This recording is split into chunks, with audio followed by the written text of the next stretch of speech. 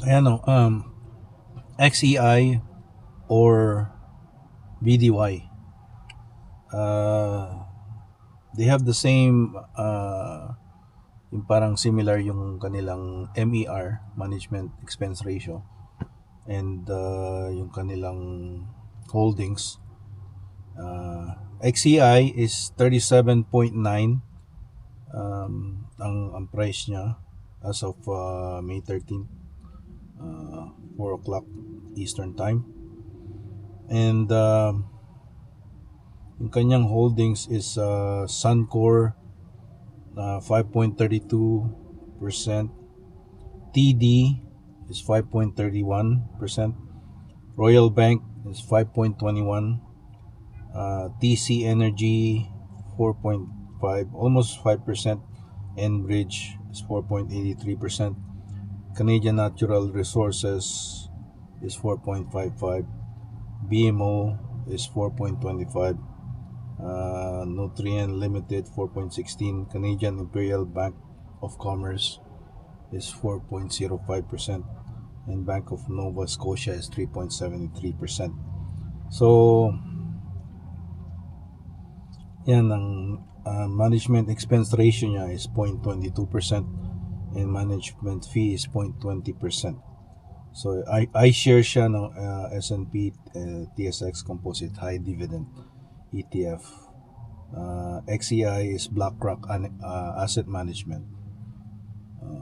So, yung isa is Vanguard, which is BDY. BDY, Vanguard Investment Canada, Canadian High Dividend Yield Index Fund, ETF. So, ang price niya as of May 13th, 4 o'clock Eastern Time, 71.18. Yan. Ang holdings niya is Royal Bank din, 14.11%. TD is 9.78%. Enbridge, 7.37%.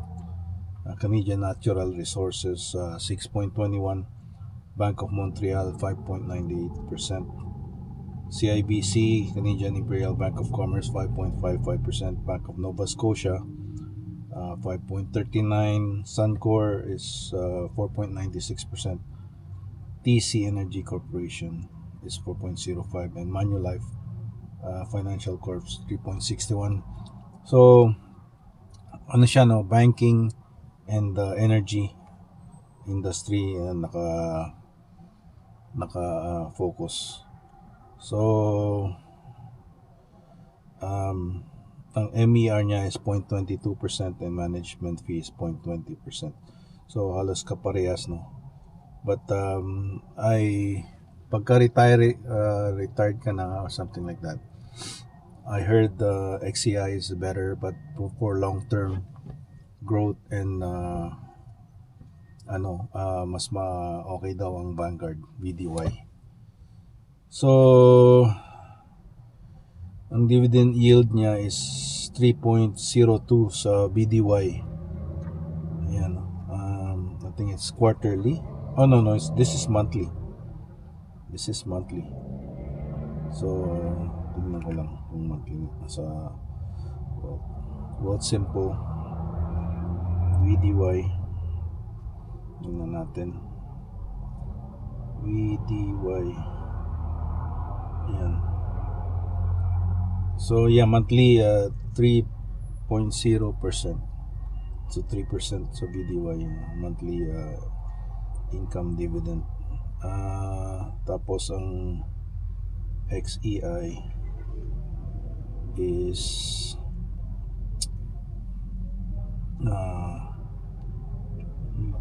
C ang lumalabas. XEI is 37.90. Ang price is 3.68 monthly. So mas mataas ang dividend yield ng konti ang XEI, no, yung BlackRock iShares S&P TSX Composite. So it's up to you. They're both similar management fee, but for retirees na mas okay yung monthly income. I think it's more sa XEI, and for long-term growth, BDY ang sa long term, sa like 10 years ka pang magre-retire. So pagka mag-retire ka na within 5 years, XCI daw. XCI ang recommended, BDY ang recommended sa within the 10 years or more, kasi yung long term niya is Vanguard is better, they said. So yeah, I've been watching lots of investment sa YouTube. So we're trying to get financial freedom, no? Also looking at getting equity from the bank. Tumawag na sila but I haven't contacted them. So to be able to fund yung maximize yung TFSA, and then when you do that, meron din yung Smith maneuver. I have heard of it, na pwede kang mag HELOC or line of credit sa yung equity mo nga, and then that way yung interest ng equity mo, ng line of credit mo or HELOC is tax deductible if you put that investment towards that loan towards the investment. So tax deductible sa income mo. So you get the RSP refund. It's tax deductible kasi yung loan interest ng HELOC, right? Or refinancing, I believe it's also the same. Basta you put it towards the investment, and then pag naka-refund ka, you pay that towards the loan too. So, or you put it back to RSP. Yan, para maging tax deductible, tax deferred yung iyong refund, right? So as long as that's a good debt that you can use, right? So ayun, yun ang ating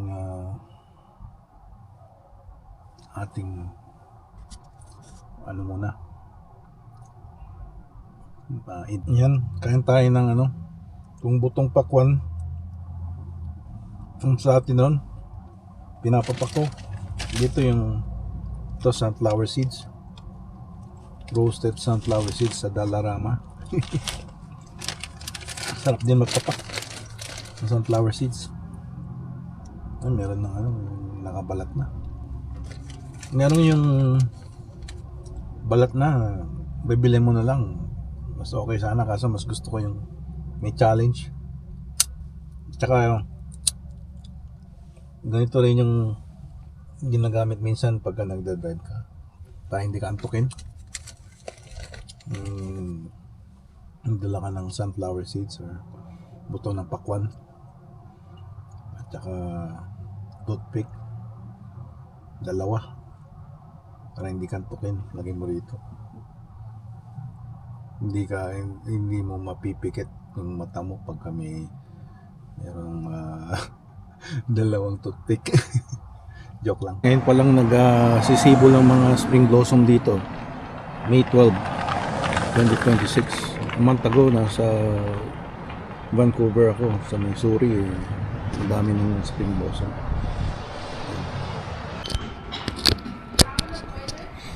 So, hintay tayo dito sa hospital. Nirepeat yung blood work ko kasi mataas na yung white blood cells, kasi para may sakit ako at that time. Ito ang dito, patakaran, hintay ka.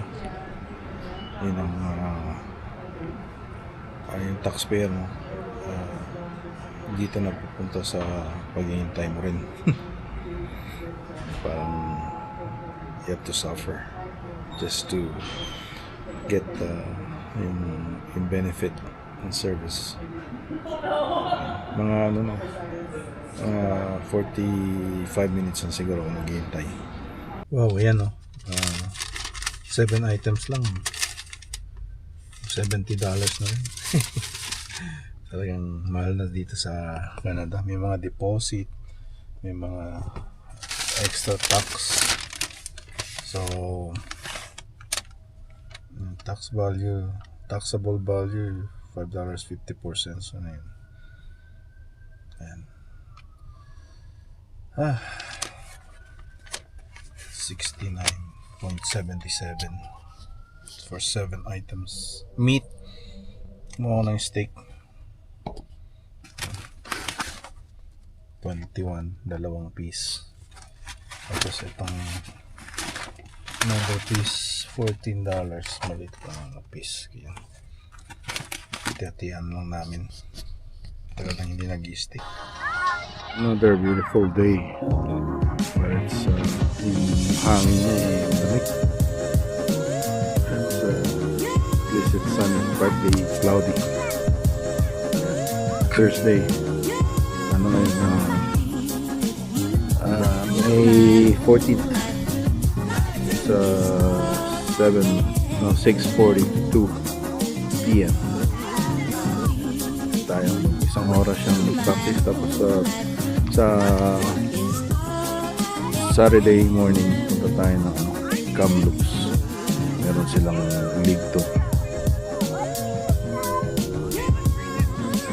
Yan, practice sila sa darating na league.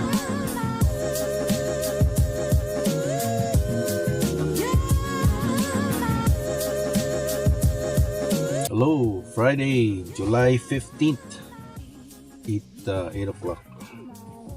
8:15 na pala. Yan, magandang araw natin ngayon. Dito tayo sa harap ng City Hall. 8:30 pa ang bukas nila eh. Kaya ano pa, may time pa tayo mag-vlog. So, investing, no, BlackRock, ang aking mga XEQT, XBAL, tsaka yung Vanguard din, BFB, aking mga sa portfolio. May VEQT din. So, yun lang ang sabi sa aking pagkakaalam eh, pag na-over-diversify mo ng mga ETF eh, dumodoble yung MER mo, yung management expense ratio. Tapos may management fee pa minsan. So if you have one na parehas naman siya, like XEQT and VEQT, then just stay with one.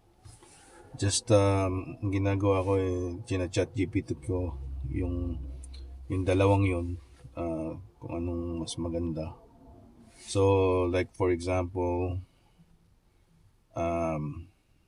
bukan natin yung XEI versus sa Vanguard is BDY yata ang ano nun, ang kapalit. So now says if you're choosing between XEI and VDY, the short version is VDY is better long-term total returns historically but more concentrated, especially Canadian banks. Ang XEI naman is broader diversification and usually a slightly higher yield but historically a bit weaker on growth. So ang XEI niya is ang XEI is MER is 0.22. Same as sa Vanguard sa VDY. Ang holdings is 75 holdings. Ang VDY is 50 to 55 holdings. That means yung company na nasa loob ng index fund na yun or ETF. So so the more holdings is called the more diversified, and BDY is more concentrated, right? So ang sector means ang XCI is more on financials, mga banking, right?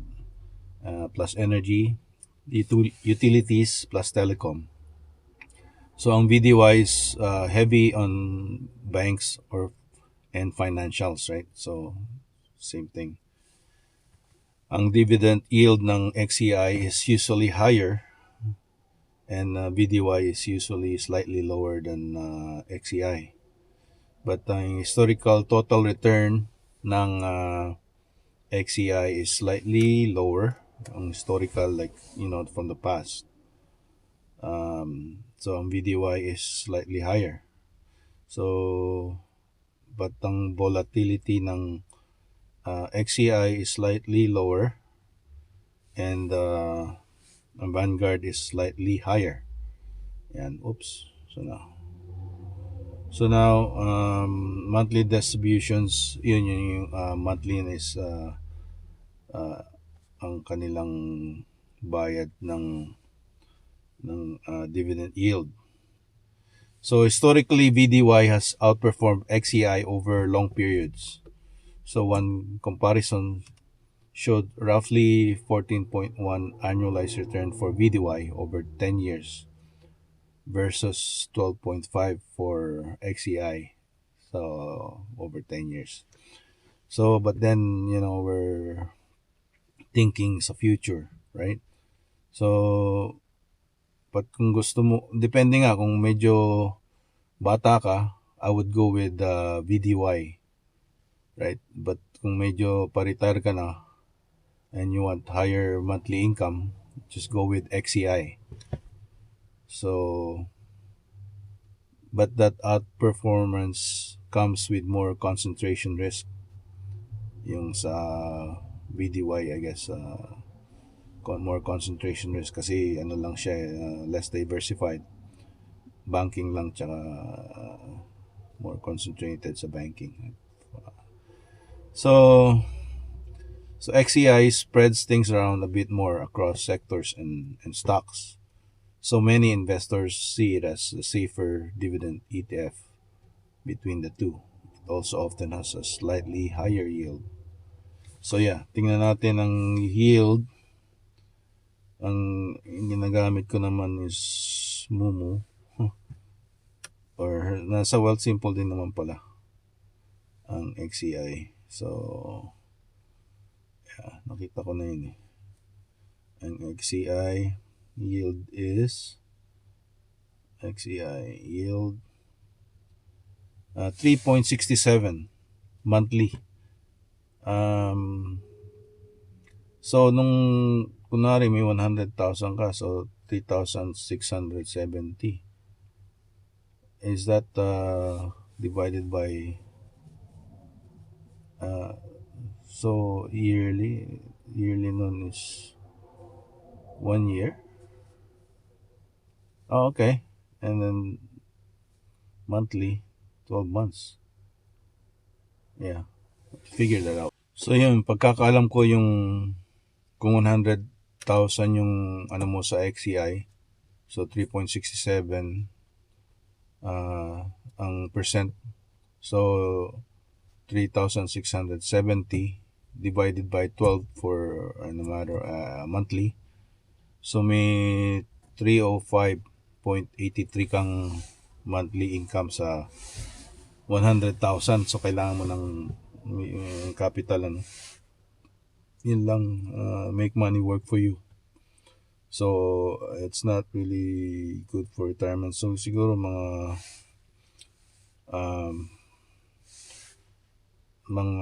500,000, no? Sabihin natin 500,000 times 3.67% equals 18,350. Tapos i-divide mo sa 12. 1,500 2.8, yun ang magiging monthly income mo pag may 500,000 ka. And then kung meron kang CPP na, then that should be good enough. Kasi ang mas lower din ang tax ng ng investor dividend kaysa sa earned income. Yan. Progressive naman kasi yung earned income natin dito sa Canada. Ibig sabihin, the first 15,000 mo or something like that it's not taxable, right? So and then the 15,000 to, I believe it's 57,000 ganyan, is around 15% or 16%. I-google nyo na lang yung Canadian tax bracket and it will show up yan sa mga website sa Google. Google it for you. So Canadian tax bracket, right? So 14% on the first 58,000. So that's from 15,000 to 58,000 to 523 is 14%. And then from yung federal yun from 58,523 hanggang 117,045 is 20.5%. Iba pa yung sa provincial din, no? Mas mababa yung sa provincial. I think it's 12%. Ang alam ko sa Alberta is 10% ng income tax. Dito sa BC is 11% or 12%, something like that, I think. So, yun, sa 26% na pagka 117.45 up to 181,440. So, 29% ang 181,440 up to 258,482. Yan. So, pagka nag-exceed na ng 258,482, nasa 33% na hanggang 482,000. Wow. Oh yeah. So Alberta taxable income is subject to an 8% provincial tax rate up to 61,200, progressively scaling up to 15% on income exceeding 370,000. So 15% pagka sa Alberta pagka yung more than 61,200. So 8% lang, no? Pagka below 61,200 to below. So other provinces, yeah. So yun